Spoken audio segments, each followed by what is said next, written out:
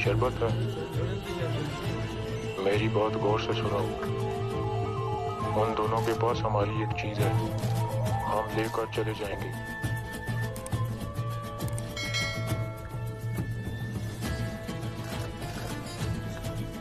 ये शरबत लेकर जाओ और उन दोनों को दे आओ। अब मुझे भी औलाद चाहिए अर्तुल। मैंने उसे बता दिया है कि मैं दूसरी शादी करूंगा। तुम्हारे दिल में कोई है? कौन? कौन कोई?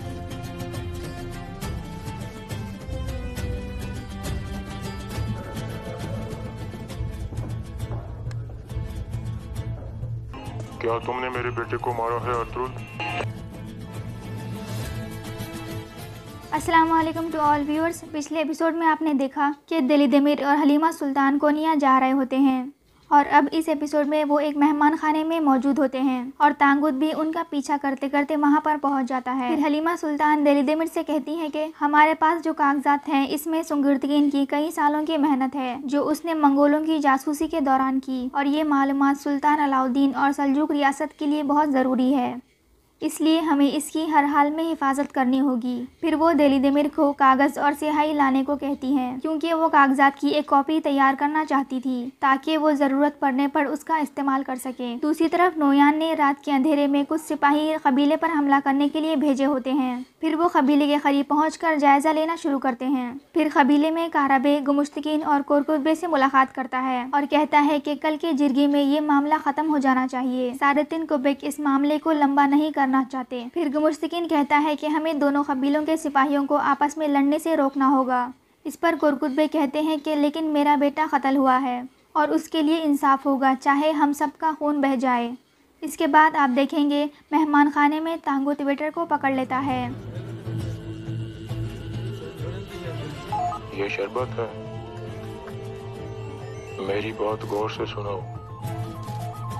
उन दोनों के पास हमारी एक चीज है, हम लेकर चले जाएंगे।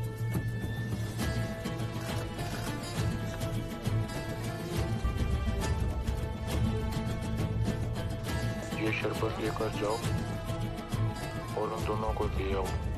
और उनसे कहता है कि इन दो मुसाफिरों के पास हमारी एक चीज़ है, मैं इस शरबत में नींद की दवा मिलाऊंगा और इसे तुम उन दोनों को दे आओगे।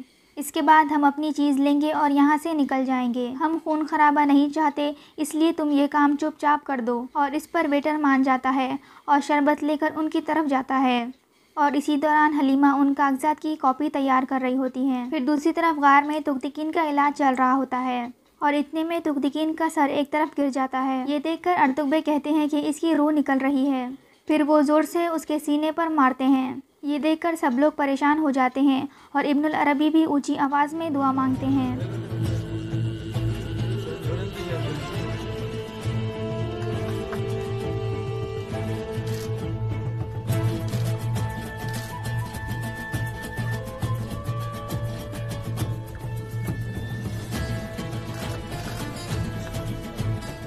अर्तुगबे जब तीसरी बार सीने पर मारते हैं तो उसकी सांस बहाल हो जाती है, जिस पर सब लोग सुकून का सांस लेते हैं कि वो बच गया। दूसरी तरफ हलीमा सुल्तान दूसरी कॉपी मुकम्मल कर लेती हैं और कहती हैं कि मैं असल कागजात को छुपा दूंगी और कॉपी वाले कागजात को सामने रखूंगी। इतने में वेटर वहाँ शरबत लेकर पहुँचता है और वहाँ रख कर चला जाता है।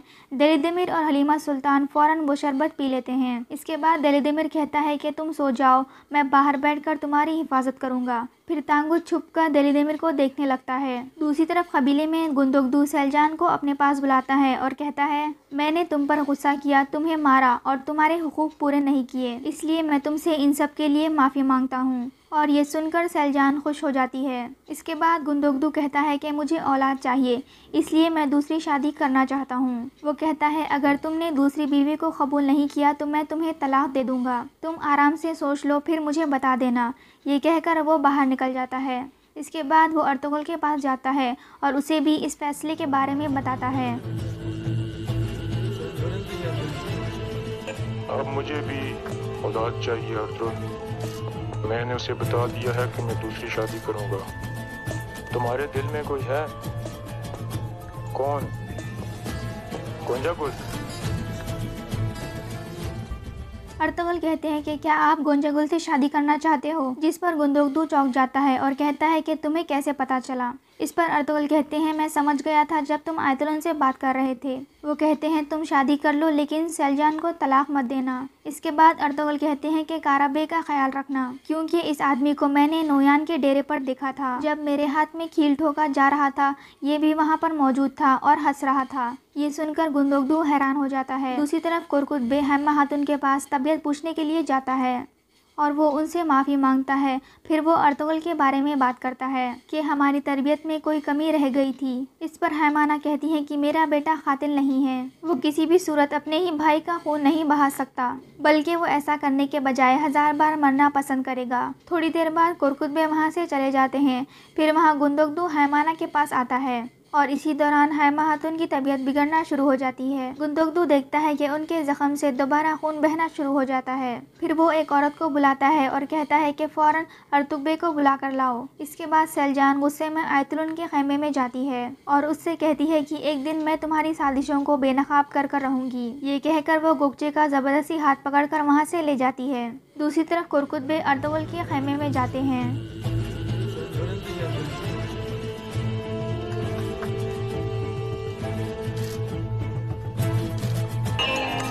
क्या तुमने मेरे बेटे को मारा है? इस पर अर्तुगरुल कहते हैं कि क्या आपको समझ नहीं आ रही कि सारितिन कबे क्या चाहता है, और काराबे जो नोयान के पास बैठता है वो आपके कबीले में घूम रहा है। फिर दूसरी तरफ अर्तुगबे हेमा खातून के पास पहुंच जाते हैं और उनका चेकअप करना शुरू कर देते हैं और गुंदोगदू खैमे से बाहर आ जाता है। और इसी दौरान नोयान के सिपाही कबीले में दाखिल हो जाते हैं और हमला करना शुरू कर देते हैं।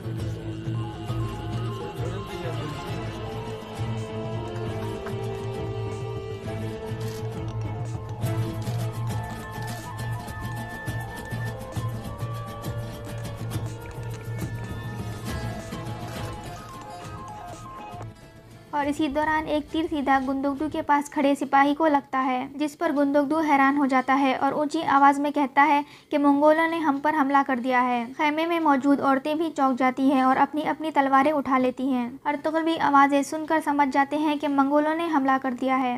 कुरकुतबे वहाँ से बाहर निकल जाते हैं, जबकि अर्तुगरुल पिंजरे में शदीद गुस्से में होते हैं। और यहाँ ये एपिसोड ख़त्म हो जाता है। Like this video, subscribe this channel and thanks for watching.